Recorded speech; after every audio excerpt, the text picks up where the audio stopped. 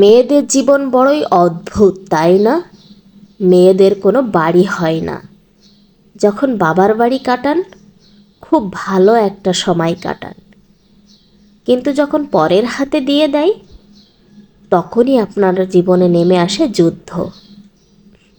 কারণ আপনি যখন বাবার বাড়ি আসবেন বেড়াতে, তখন কিন্তু আপনি একজন মেহমান হিসেবে আসবেন। দেখবেন আপনার জন্য কত আয়োজন, আপনার যে মেয়ে জামাই আসছে, মেয়ে আসছে, কত আয়োজন করবে। বাট যদি আপনার কপাল ভালো হয়, তাহলে তো আপনি এক প্রকার রাজরানী হয়ে থাকবেন। আর যদি কোনো কারণে কপাল খারাপ হয়, তাহলে আপনার জীবন ওখানেই শেষ।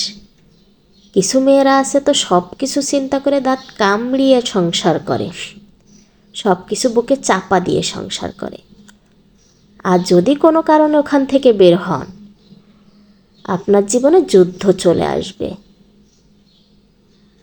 পুরো লাইফটা আপনার যুদ্ধে নেমে যাবে। আসলে মেয়েদের জীবনটা বড়ই অদ্ভুত। তো এখানে কিছু বাজার নিয়ে আসছে আমার হাজব্যান্ড, দেখেন। এর মধ্যে বিশেষ করে হচ্ছে ঢ্যাঁড়স।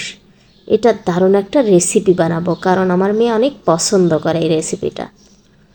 তো প্রথমে চুলাতে চলে আসলাম, নিয়ে নিলাম সেই ঢ্যাঁড়স কেটে একদম একটু ছোট সাইজ করে। তারপরে এর মধ্যে দিয়ে দেবো হচ্ছে চিংড়ি মাছ, এটা আরও বেশি পছন্দ করে। এর মধ্যে পেঁয়াজ কুচি, এর মধ্যে দিয়ে দেবো মরিচ ফালি করে দিয়েছি, আদা রসুন জিরা বাটা, নুন দিয়ে দিচ্ছি, ধনিয়া গুঁড়ো, গোটা কালি জিরা, তারপর দেবো হচ্ছে হলুদ গুঁড়ো,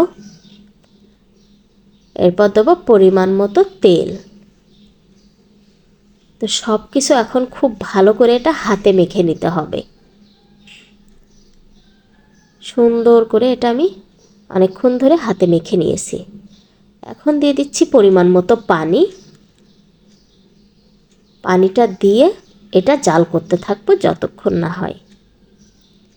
আমি চাই প্রত্যেকটা মেয়ের কপালে সুখ আর শান্তি চলে আসুক, কারণ পরের সংসার করা এত সোজা না। আল্লাহ তাই মানুষের মন জোগাতে পারে না, আর মানুষ কখনো মানুষের মন জোগাতে পারে? তাই সবার কপালে শান্তি জুটুক। যাই হোক, তরকারিটা নামাই নিয়েছি, দেখেন কতটা সুন্দর হয়েছে। আর এটা খেতে আমরা সবাই অনেক পছন্দ করি। তো ছোট্ট একটা ভিডিও, এটাই আমার। কেমন ছিল সবাই কমেন্ট করে জানাবেন। ভালো থাকবে।